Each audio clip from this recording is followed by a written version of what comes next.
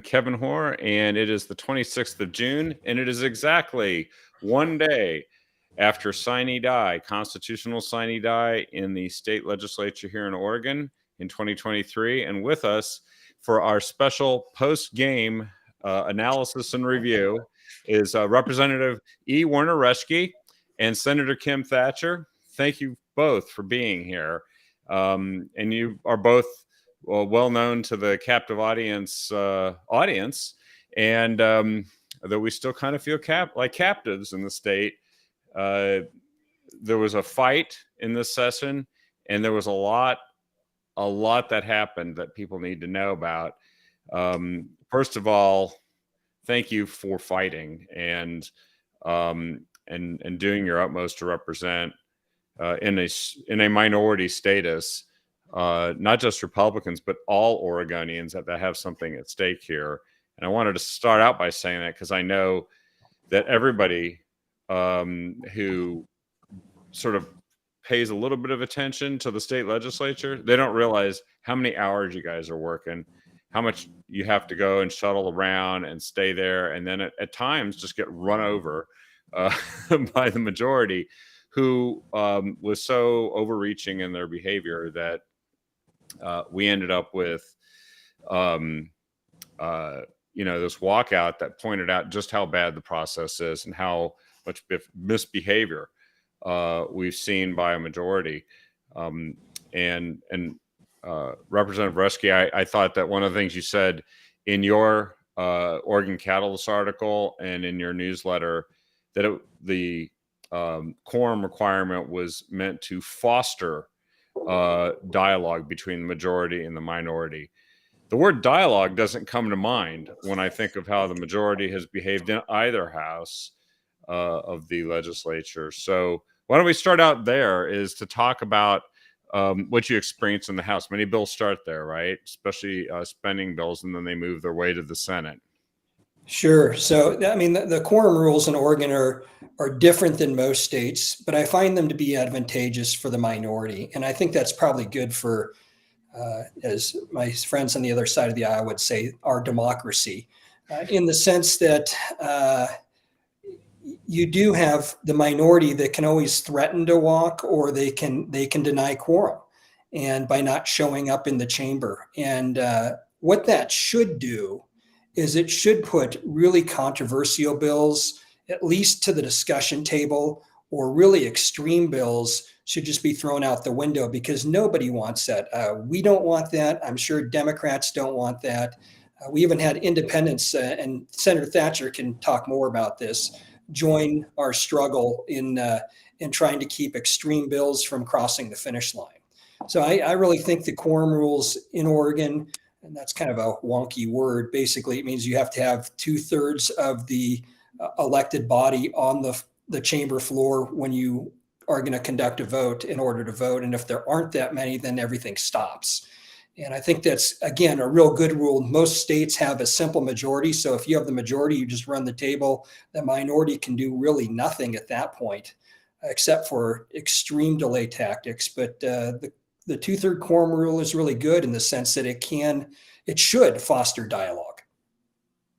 Well, and Senator Thatcher, I think that you were in the middle of this, and you were actually not too pleased with even how things came out in the end, because it was a big risk and a big sacrifice that potentially that senators are making, because you obviously have to work pretty hard to get elected to these seats in a state where most of the advantages electorally are on the Democrat side, especially in the districts that you've represented.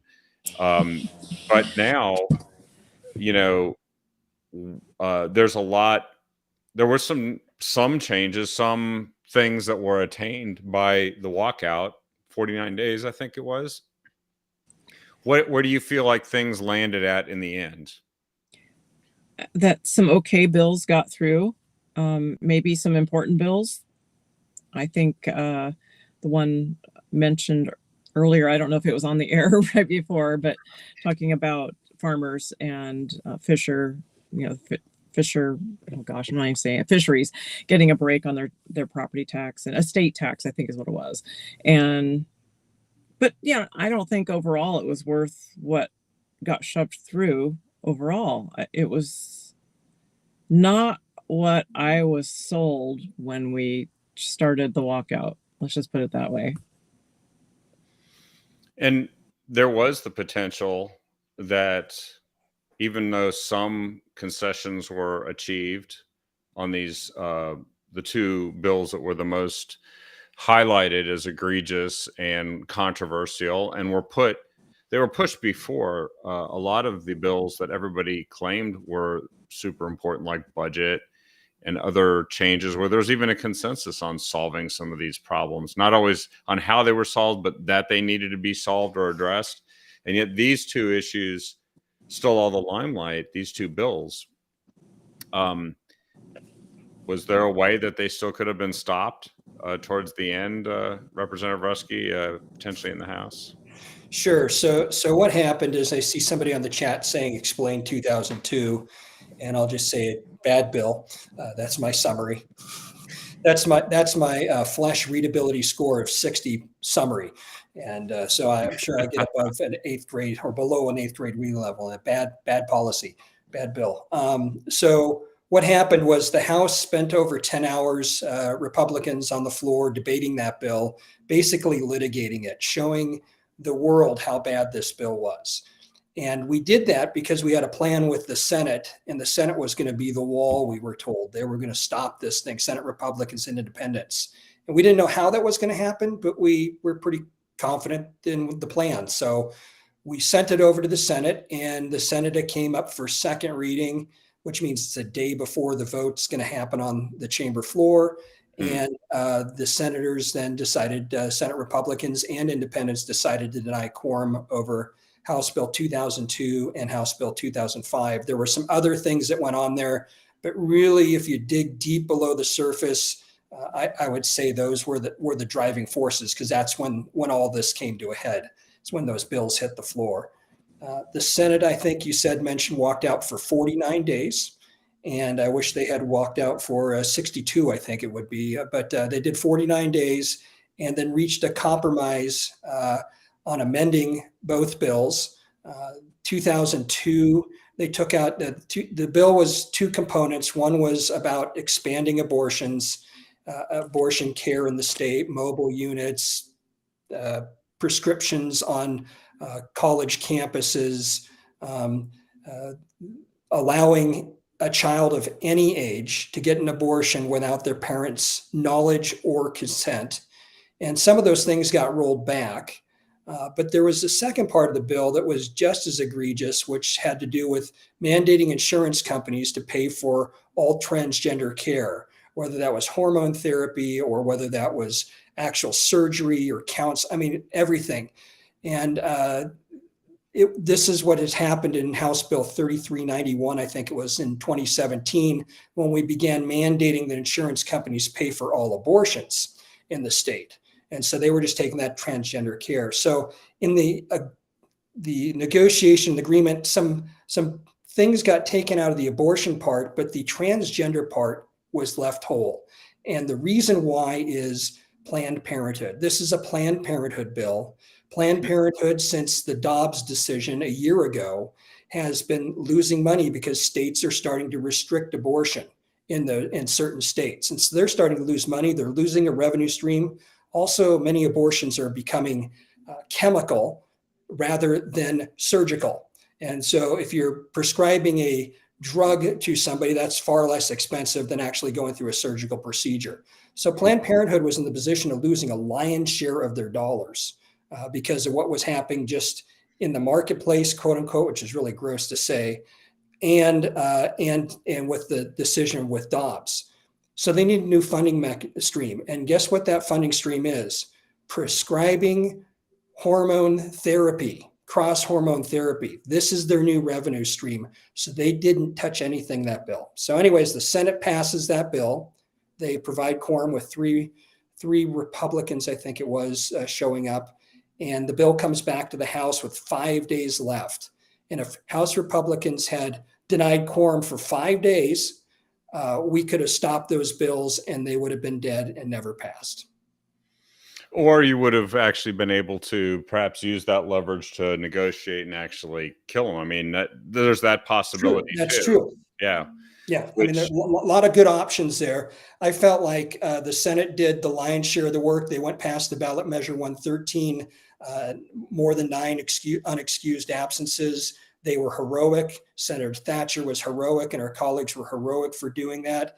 And then they kind of fumbled the ball at the last moment, and we had a chance to pick it up and score, and we fumbled the ball. So it was really, really sad. I just felt like it was a missed opportunity after missed opportunity. Well, to carry the analogy forward, we fumbled the ball on the 5-yard line. We recovered it and got a field goal when we needed a touchdown. Yeah, exactly. Yeah, which is still it's still an L in that That's scenario, exactly right? So Senator Thatcher, so I guess the House was going to expose, the Senate was going to dispose, and that kind of not only led to these bills coming through. There were some other things that we did kill, I think. Like there was the joint resolution to put this stuff in the Constitution. There was something with the gun bill 2005. I think it got whittled down to what a ghost gun ban, which again, that bill, I guess, I don't know if that one was necessarily what we got from it was necessarily worth it, but a lot of bills then just streamed through right here in the last few days, and it's almost it was a fire hard to hose. figure out what the damage was.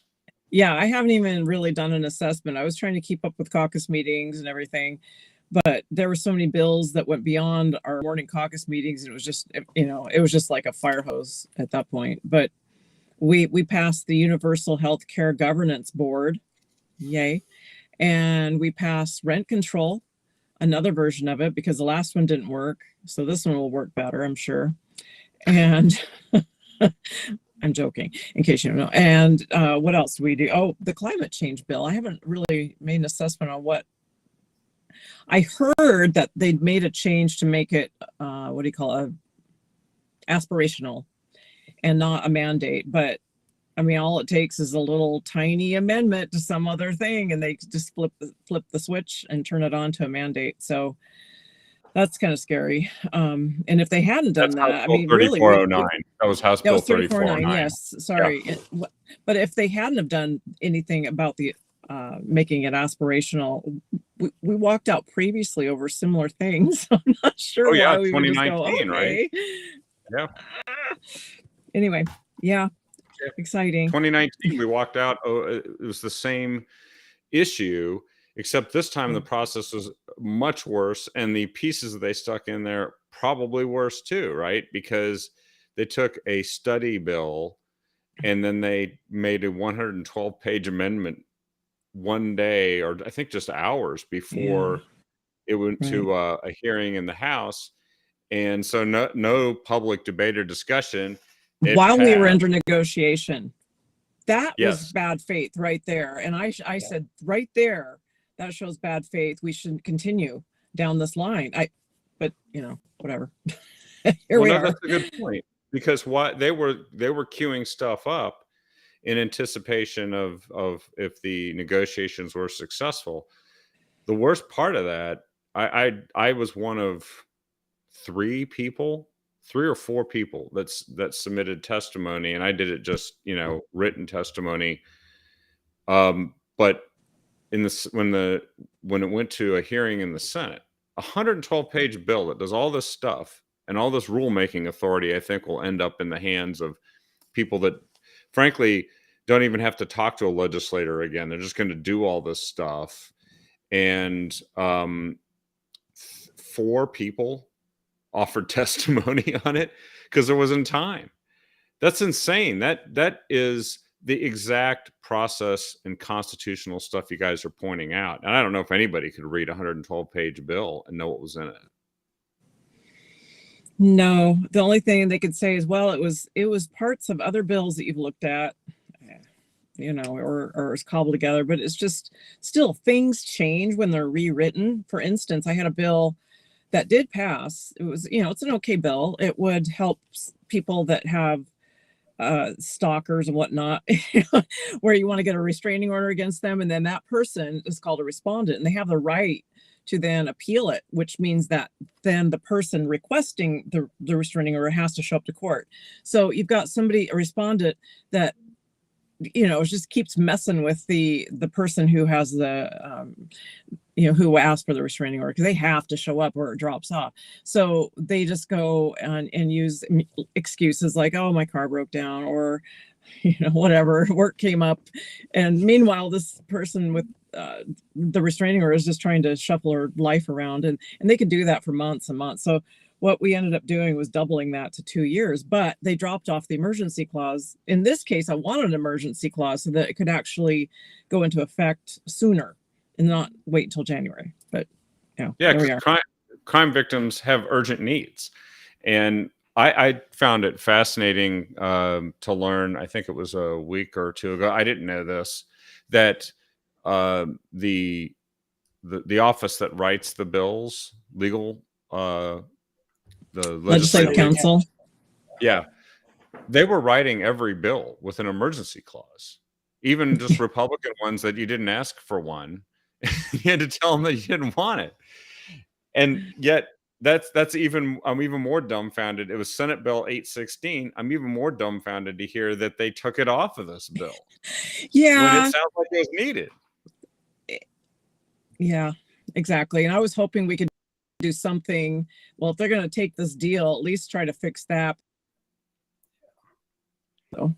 Yeah, part of the problem here, Kevin, is a lot of the problem is the process, right? And so, as Senator Thatcher said in 3409, which is, it has the relating to clause relating to climate, which is broad, and you could drive a truck through it. And yes, they may have heard each one of these other bills that then they shoved into this omnibus vehicle. The problem with that is maybe you liked 2 of those and you hated 7 of them. And now what do? You have to vote on a bill that you like parts of it and you didn't like parts of it, where if they've been separate bills, you could have expressed that clearly. And so they do that on purpose so they can hide things that are unpopular with things that are popular. And House Bill 2002 with the abortion, which is a 50+ issue in Oregon, if it's just a yes/no question, or what's the other one is, and then the transgender issue, which is a -50 issue in Oregon. They hid that underneath the popularity of, quote, abortion. So these relating clauses that are so broad and so wide, and they put a whole bunch of stuff under it, makes it really hard as a legislator to say, wait a second, I don't like that part. That part's really bad, but that part there might be okay. Why don't we break these apart and vote on them individually as opposed to all at once? And so it's frustrating. And I mean, I've thought about asking for a piece of legislation to be written that basically is related to legislation. And then you can put anything you wanted in that bill.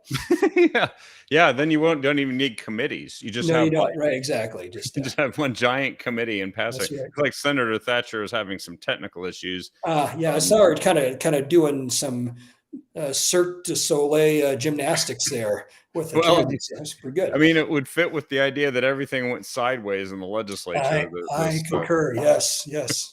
Now, Sorry somebody for the fun, mentioned in the comments real quick what 3 Republicans or which 3 senators voted for 2002. And I don't know if I was clear on that. They were on the floor. I think they all voted no on those bills. But by being on the floor, then a vote could take place. And that's the whole point of not being on the floor, is then the vote can't take place and bills can't move forward. And I don't know if on final passage, Representative Conrad, if he voted for it, but I know he was one of the earlier votes for the earlier version. Yeah, his initial vote was a yes. And I'm just taking a look here again on the concurrence that happened the other day. And have to take a look here. Conrad. Oh, he was an I again. So yes, he was a yes. He was yes. Okay. So I think he was the only one. Correct. Senator Thatcher, you're back. Looks like you kind of got it slid to the side there, but you know what? We'll roll with it. Here, I just, you didn't hear this when you were off, but I said that everything went sideways in the legislature, and this is this is just the visual manifestation of that. That's right. So that it was very interesting. Senator Thatcher mentioned about the rent hike limit of 10%. And, Yeah, and actually, you commented on Twitter, Representative Reschke, about that. Ladies and gentlemen, the majority of your legislature has never taken an Econ 101 course, and actually that was Drew Draper that said that, and you Drew said did, your yeah. statement nor run a business. And what struck me about that is, in the same legislative session, one of the bills that did pass was to institute, I think it was a personal finance instruction requirement for high school education. Could we have a public finance instruction requirement for state legislators? State legislators, that'd be fantastic. Yes, exactly. No, I thought, the rent control, my comment on Twitter was, the one thing that always fixes the supply problem is price caps, right? And that's exactly what we've done. We've put a 10% price cap now on what rent can go up, and the issue has always been supply. And so now I don't know what person's going to want to build an apartment or rent out their room or anything like that, because if your costs go up too much, the maximum you can charge is 10% more than the previous year, and that includes taxes. So yeah, which as anyone who knows anything about inflation, they know that the things that cause them to have to raise these rent costs, which sometimes is the government itself, but other times it's just simply supply and demand, and also the expenses with operating these places. Right. And if that goes up by some extraordinary amount and you can't raise it, right? Can you hear us, Senator Thatcher? Go ahead and say something. Go ahead and talk and see if we can hear you. Oh, no, yeah. And I think Representative Reschke, we lost his video.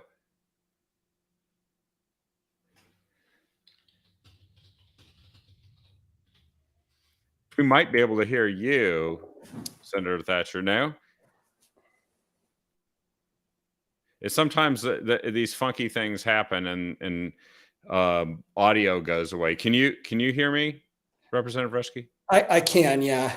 I had to go answer the door real quick, but yes. Oh, right, no problem. Hey, no, this show that just proves, folks, this show's live, and we're just streaming it, and that's when crazy things happen, or life happens, or the FedEx guy comes and says you have to sign for the package, then you got to go, you got to roll with it, and but that's also why this is super fresh.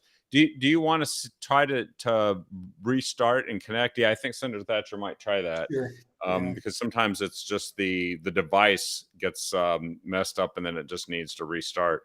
So yeah, this rent thing could result in people not wanting to have. Right. I mean, if your costs go up, I mean, inflation's been 5%, right? Recently. I mean, the previous rent control that passed in 2019 basically said the maximum you could raise your prices on an apartment or on a rental unit was 7% plus inflation. Yeah. Well, with inflation being up towards 7% or 9% for a while, then back down to 5%, you had 7 and 5, that's 12. It could be up to 17 or whatever. And they said, oh, that's way too much. We can't have that. We'll put a total cap on it of 10%. So now if your inflation rate is 5%, meaning everything you're paying for to provide that unit to the renter is going up 5% on average, now you've only got 5% margin. And that might not be worth your time and or your money. You might be better spent to sell the thing and invest your dollars somewhere else. So I really think the whole thing is to drive free market apartment complexes out of business, or to become so constrained or so small part of the market that, hey, guess what? Let's have government solve this Yeah, problem. government's the only one who Government can solve it. will rent you your unit, and we'll only raise rent 3% a month. Oh, aren't we so noble and so wise and so wonderful? And guess where we're going to get the money to make that possible? That's exactly right. Yeah. We're going to get from the. Oh, I think we just lost your audio there. You might have tapped your mute. I did. Thank you. So I'll move my.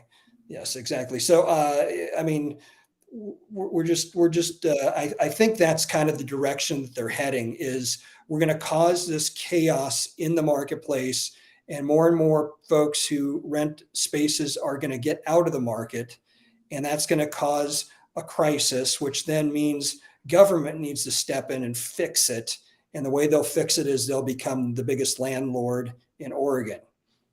It is ironic because, I mean, you mentioned what it'll do to the market. Kevin Mannix, a state representative from the Salem-Keizer area, said that this will dampen the number of people willing to create rental housing and prompt landlords to exit the market. Isn't this in the middle of a time we say we have a crisis in supplying housing crisis, right? Exactly. Yeah. Yeah. Imagine that. Wait, why is this the plan to be on the both sides of the problem, both the problem of government growing and trying to supply housing that they're not good at, which actually there's a big fail that the governor had in this one, and then on the other side making it harder for private entities to satisfy the demand that is out there. Now San Francisco pursued this thing called Housing First, which is what the governor wants and kind of what the Democrats want. And Housing First in San Francisco, they spent over $1 billion creating housing in San Francisco over the last decade at the cost of $660,000 per unit. Jeez. That's what it cost them to build a one unit in San Francisco. And we know now that with that amount of money thrown at the problem, that San Francisco has the best housing market in the United States, and everybody wants to go there because housing is so affordable and cheap because the supply is. Well, we know that's not true. We know it's just they've got as bad or worse problem for affordable housing than we have here. Absolutely, and we want to follow that model. That's the model we're following, and I just. Again, I have to think it's to create the crisis so that they can then take over the market. Yeah, it's kind of a spin on that Cloward-Piven strategy where they collapse the free market and then claim the only solution left is the government to come in at massive expense. Plus, all these cronies move in because, I mean, somebody made a lot of money off $660,000. Right, exactly. So that's why the governor's bill 3414, which was her housing bill.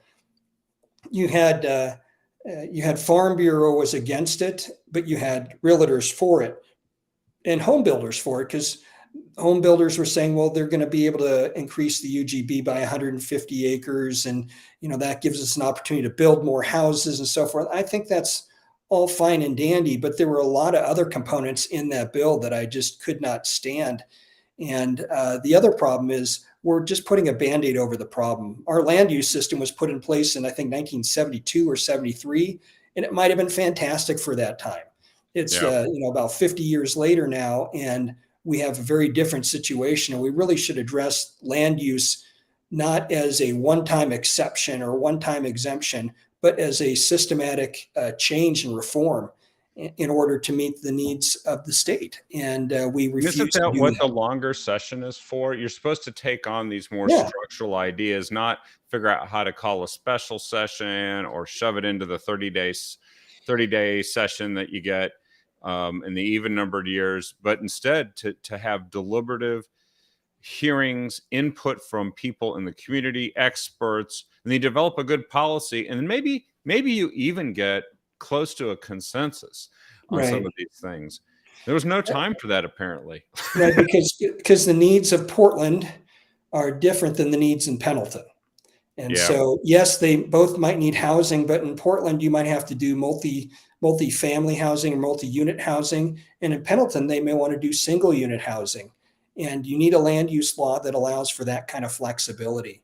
And when the problem is when there's so little space to build new units, a developer goes in there and goes, well, I could build one house, or I could build 4 on that, or 8 or 12 by stacking them up and creating kind of a condo situation.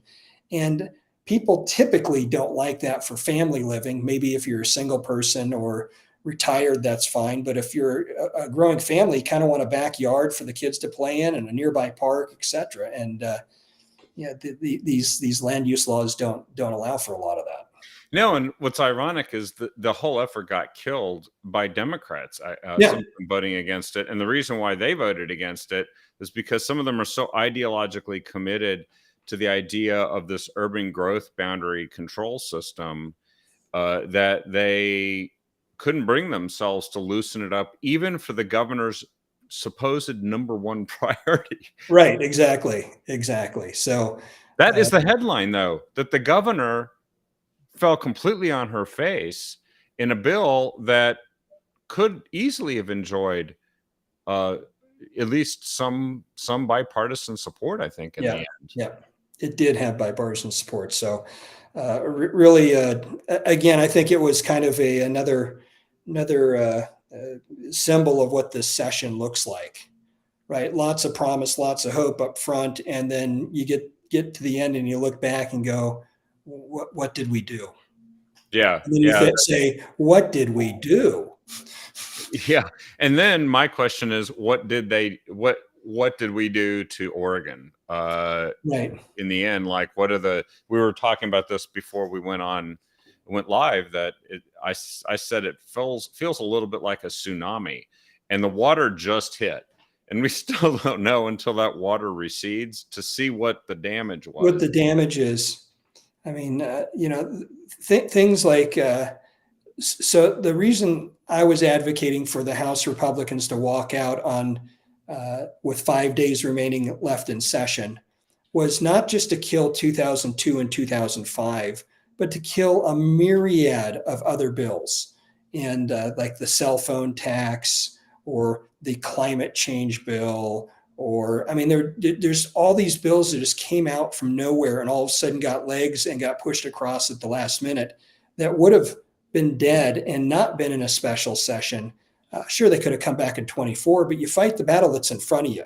You don't fight a battle going, oh, well, that might affect us 4 years down the road in the war. It's like, no, you got to win the battle that's in front of you right now. And if you don't win the battle that's in front of you, you don't have a chance of winning 4 years later. Yeah, I think that, and you also have to go back to the folks that sent you there and say, here's actually the decisive thing that we did when we had a chance to do something decisive. And now I think Senator Thatcher said this, I don't remember if it was before we went live or not, but she said she felt like it was a lot of ho-hum bills that passed that really didn't, that weren't worth what the sacrifice and the cost, and also the cost of all the bad bills that did go through. And actually, wasn't the principle in the end of a bad process that shaped all these bad bills enough of a reason almost by itself? Right. And so I've been the process of omnibus bills and the process of last minute amendments and the process of hiding the ball, as we call it, and dropping the last minute amendment it's really, really difficult if you're not in the know what's coming. And so we had there was an R&D tax credit that was supposed to be an R&D tax credit. And at the last moment, Democrats threw in a whole bunch of other stuff in the last 2 weeks that were added to that bill, which made it was kind of like, this is going to be our new R&D tax credit, but we're going to take away some benefits over here in order to pay for it. Everything's got to be revenue neutral in their mind. And I just don't agree with that because our revenue continues to grow. Our revenue isn't revenue neutral. Why do our policies then have to be, quote, revenue neutral? Well, and when they also do this Christmas tree process, they do it not just with spending, which is going to take a while to figure out what all was spent on what, but they do it with policy changes that we don't even find out about until later, and money that's just going to be wasted on things. And frankly, there was one thing that like this one policy change, they want to send ranked choice voting to the voters. There Right. needs to be a real debate about the wisdom of that. I think somebody described it as the Rube Goldberg Yeah, system I of saw that. electioneering, and which I thought was clever and My, very my one question is, well, I'll say it's based on a false premise, and I'll get there. But my single question is always, what's wrong with the most votes wins? What's wrong with that system? And they'll say, oh, well, if you don't get 50%, then you don't have a majority of the votes. And I think that's a false premise. I don't think that that necessarily should be the reason why you don't win. Basically, what they've done with ranked choice voting is what's done with a lot of county commissioners races, which are nonpartisan. If you don't get above 50%, then there's a runoff from the top two. yeah. And ranked choice voting basically avoids the runoff part by building it inside of the whole election process. And it might be okay if you have like 4 people, but think of the Republican primary back in 2020, where there were 19 Republicans running. Tell me who would have won that vote. I can tell you the way it works now is Christine Drazan won because she got the most votes, right? But tell me how you are going to explain the diagram that, oh, if the second choice votes and this person drops out, and it becomes really complicated, really quick. And again, I don't know the problem we're trying to solve. Well, and you shouldn't need a flow chart to figure out the effect of your vote. Right, And exactly. I think that's where they're at, is that they want to change that. And I think that the other problem is, they're going to not have an honest ballot title again, where people are going to be deceived. And I just point to Measure 110 and say, look what that did. And how Right. confused And this will be worse. So this takes place it'll be on the ballot in 2024. So Republicans get out and tell people ranked choice voting bad, vote no. And the simple question asked people is, what's wrong with the election? What's wrong with the idea that the most votes wins?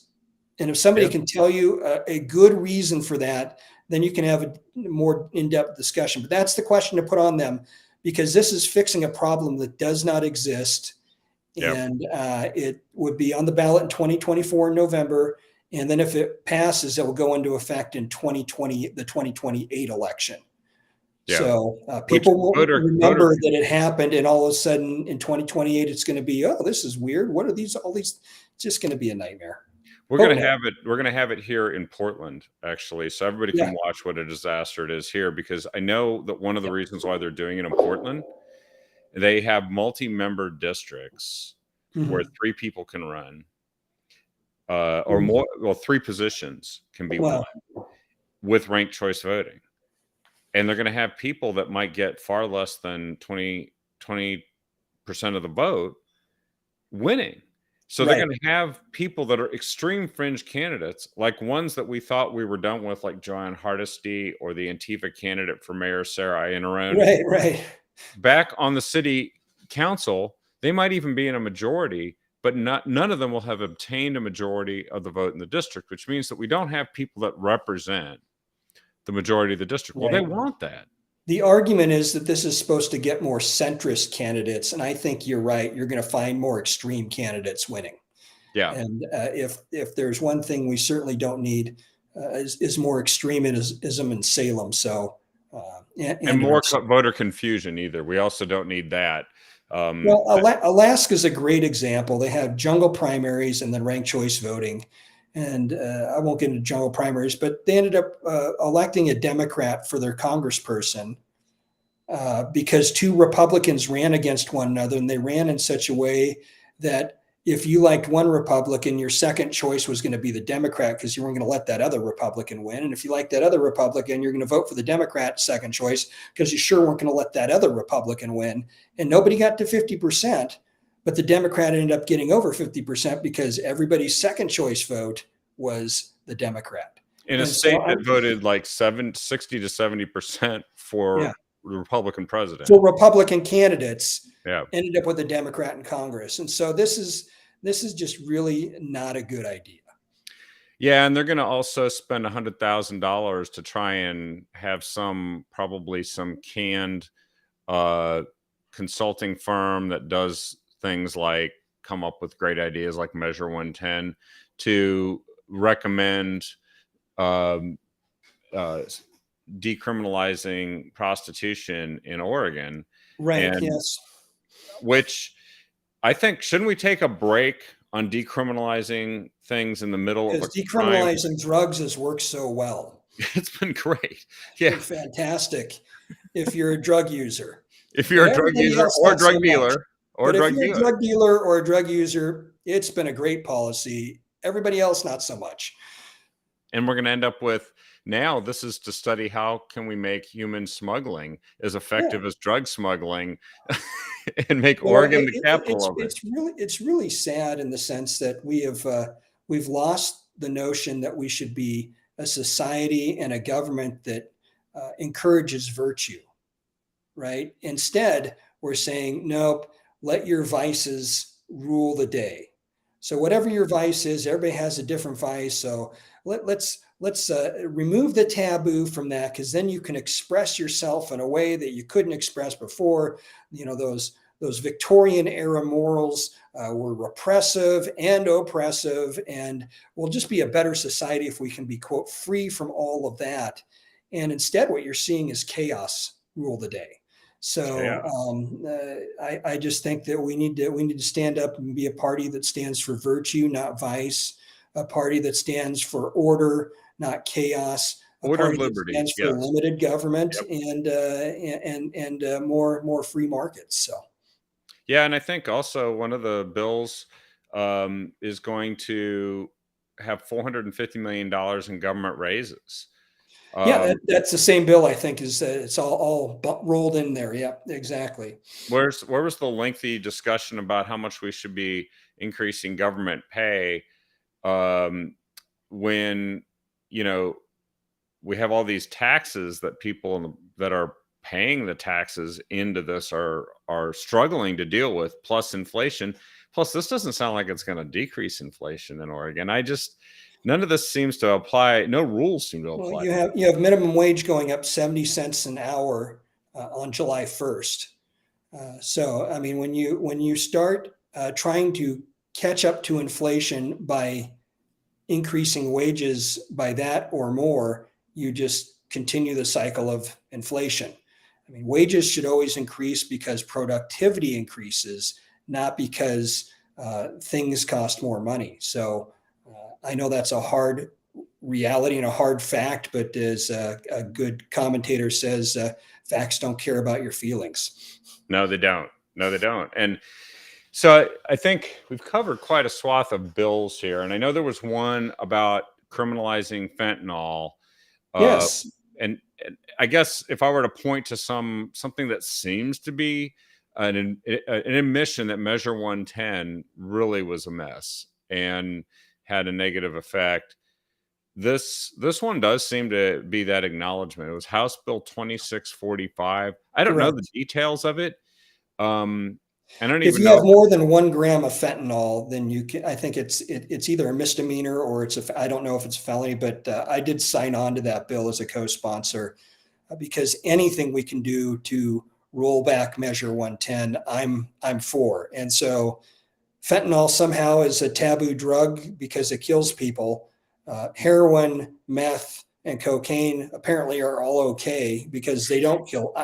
Again, I just don't understand the thinking going on in that building. But you know, if you can get a little win, you get a little win, and maybe next time we can go back and push for those other drugs. But I agree.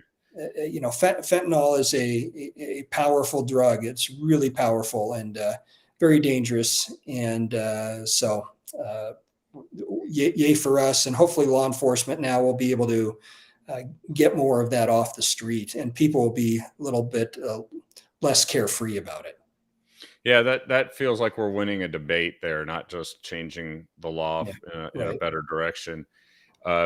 So I know that like over the weekend that I saw that you're in one of the state leadership positions, the whip position. And a lot of people don't understand what these roles do or what they're about, but you had stepped down from that position. I know that people cycle in and out of these roles within the legislature, but is there anything you could point to and say, I think this is probably why that was the best decision for me as a state representative? Yeah, in the House Republican caucus, we elect 3 leaders. We elect the leader, the caucus elects the deputy leader, who is second command, and then the whip.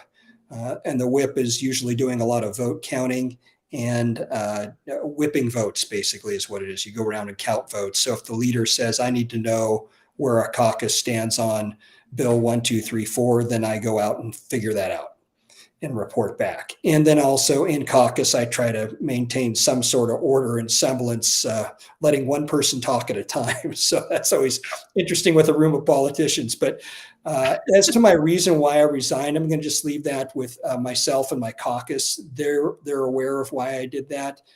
I just felt it was not the right time for me to be whipped going forward. We were at the end of session, so it wasn't like they needed that function anymore. And there's some assistant leaders that could take it over if necessary. So I'm just going to leave it at that.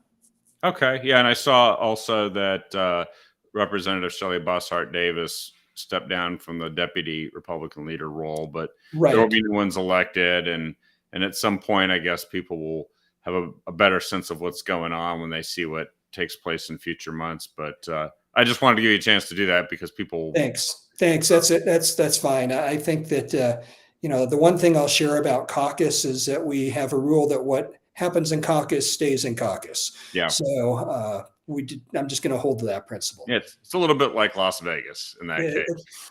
Hopefully not like Las Vegas, but yes. Well, Democrats are actually trying to turn the entire state into Las Vegas. They are, exactly. Yeah. Right. Yeah, without the bright lights and the probably not with the enough electricity to power all of it. No, we continue to go down that train too. That's just I got into a little scuffle on Twitter with some folks about solar and green energy, and the folks came out of the woodwork calling me names and not providing any evidence to the counter. Yeah, it's fact-free evidence, and it's emotion. It's all emotional driven, and it's always their one argument is, oh well, we'll solve this in the future. Oh, we'll solve it with battery power. Don't you? You're just a climate change denier, and then they start calling the names again. It's like, well, I pointed to one article that seemed to quiet a few folks, and that is that auto manufacturers are worried that there aren't enough, there won't be able to produce enough lithium batteries because there won't be enough rare earth minerals and cobalt and all the things that are necessary to make those batteries. And if car manufacturers are worried about that, what's it going to look like when we're needing more lithium-ion batteries for energy? So this stuff is it's problematic. People are just wanting to live in the future and think that it's going to be just this clean, green, wonderful thing. And I've always said that green's great, but it's expensive. So if you really want to go green, you need to let people become affluent. And it seems like that's not what they're letting us do. Well, that, and also there's a timing issue. They like making it so that you lose the options you have now with the assumption that something is going to come along and replace it that meets somehow the we can hope. Yeah, and hope's not a strategy, as we know. That's right. And on top of that, it's got to be, they're just assuming that it's going to be reliable and affordable, which none of those things are true if you don't, especially if you don't have it at all. Here's the interesting thing, Kevin. If you think about it, all of the solar panels and all of the wind turbines are produced in Wisconsin. Well, no, it's China. They're all produced in China, right? Exactly. And they're all produced by using solar and wind power. No, they're produced by using coal. So they can't even eat their own dog food to create the stuff that we want, apparently. And then they ship them over on ships using solar, or is it wind? Do they have sails on those ships? I'm not quite sure. Got people in the front, doing this. That's right. Probably doing the breaststroke down below rowing. I don't know. And then they get here. I was on my way up the gorge one day, and this truck passes us, this big diesel truck with this big wind turbine on it. And then another one passes and a third one passes with 3 wind turbines on 3 diesel trucks. And I said, you guys are cheating. Those should have to be electric trucks if you're going to play the green game. Oh, yeah. Yeah. And as I understand it, the governor has put a hold, like a stop on building more wind turbine facilities in Oregon. It's been a disaster. So, I mean, they don't turn, they break down, they kill birds. I mean, Pacific Power had some wind turbines put up. And so they were trying to meet the goal of renewable energy, right? So state government was forcing them to do that.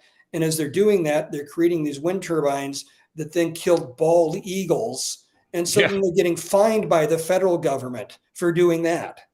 So it's like we make them do something that causes harm, so they have to pay more money. And that means ratepayers have to pick that up. So it's just insane. I just think let power companies figure out what works best for them, what's affordable, which will provide power, and let them go to town. I mean, I think natural gas is a great strategy. I think, nuclear is a great strategy, but they're not allowed to go down those roads at all. It's solar or wind turbine or solar are your choices. Meanwhile, the governor puts in a natural gas backup generator to make sure that if all the rest of us are unable to obtain power, she's set. Right. Exactly. That's it. Yeah, exactly. So, there is one piece of legislation I think we do want to end on that I think is maybe a good news story, and especially the way it happened. I remember back in 2015, after Governor Kitzhaber resigned, and there was a real concern back then that he wouldn't amongst the majority party because they felt like this is, the corruption scandal he was wrapped up in was going to be one that, would lead to somebody having to do a recall effort because he wouldn't resign. He did resign. He later regretted that, actually, because it's really hard to recall a governor. But there was a state representative back then who I think now is a lobbyist, Jody Hack. Mm-hmm. And she put forward a piece of legislation. The state party, we supported it. It was to make Oregon the 50th state out of 50 to finally get impeachment as part of our Constitution. And it failed, actually, in the House, I think by a vote. Some Democrats actually voted for it, but it failed. And here we are, years later, after Shemia Fagan exploded on, I was about to say the launch pad, but she had been busy doing what she was doing for 2 years. Yeah. But she did flame out and resign. And might be Which is fascinating because we had her opponent in the election just on with us earlier, Senator Thatcher. Yep. What a different world it would have been if Senator Thatcher had won, so. Absolutely. And somebody would have actually been minding the store, making sure the audits did what they're supposed to do and oversaw the election system properly. But we got Shemia Fagan working for LaModa and bags of cash flying around and being deposited in people's accounts. All kinds of stuff's going on. But after all this, finally, I believe it was unanimously, it passed the House, and it's going to go to the voters, right? For the voters to decide if they want to add this to the Constitution. Yeah, so that's will be on the ballot, I think, in 24 as well, and that's a good piece of legislation. I think Representative Kate introduced that this time. I signed on as well. And like you said, Oregon's the only state in the union right now that the legislature cannot impeach state elected officials like the governor, secretary of state, treasurer, BOLI commissioner, attorney general. And so if there's corruption there, you just have to have public pressure and hope they'll resign or recall them. And now we'll have the ability to impeach them if they refuse to do that. So hopefully the voters will approve that and see the wisdom in that. The thresholds are exactly the same way they are in Congress. It just takes a majority in the House and then 2/3 in the Senate to impeach somebody. Well, I want to thank you for taking the time to come on here tonight. There was a lot we covered. We had some technical problems. We had someone coming to your front door. We had everything. Yep. But you know what? You survived the We legislative did. session. And of course to fight another day. But I want to thank you for taking the time to walk us through all this, explain it all, and help people understand what it was like and what you saw as the opportunities and choices in this last legislative session. That's how we learn, right? Right. And I'm not going to beat up on my fellow Republicans. I'm going to stick with Ronald Reagan's 11th commandment and not do that. I would just implore us that we have to win elections. We would not be in these positions. I mean, we go there, it's like going to a gunfight and we get 25 guns with one bullet and they get 35 guns with one bullet, and we're on even ground. And who's going to win that gunfight? Right. Yeah. It's pretty much every time. So it's every vote is just like that. It's like, oh my goodness, no wonder. So we have to change the numbers is what we have to do. And that means win elections. So when we get to next year about this time, we need to be in full campaign mode. And that means going out and doing the work, knocking doors and getting voters engaged and talking with friends and putting up signs and actually donating money to candidates so that we can fight this battle and win. And out of what is it? I think we have about 3 million registered voters in the state or something in that neighborhood. And out of all those voters, the number that needed to change to dramatically change the outcome in the state legislature, particularly the Senate, but also to a great extent the House, is low single-digit thousands. Yeah, it was 3,000 votes separated.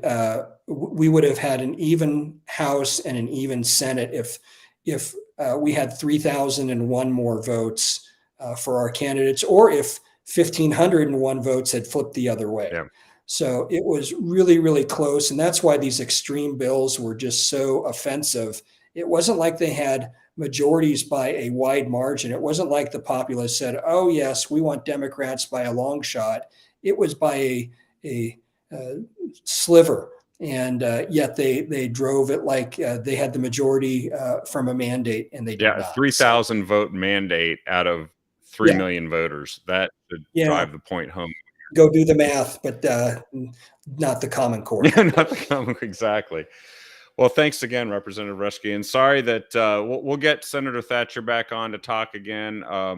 She always has a lot of good things to add. She's great. Yeah. And you guys fought the good fight, and we appreciate it. So thanks again. We'll see you on another future episode of The Captive Audience. I hope there isn't a special session anytime soon, but you never know. No. Thanks, All right. Kevin. Have a good night, Representative Reschke. Thank you, everyone, for watching, and we will see you on the next episode of The Captive Audience. It should be David and I tomorrow night with more news than you can probably even handle, but it'll be there.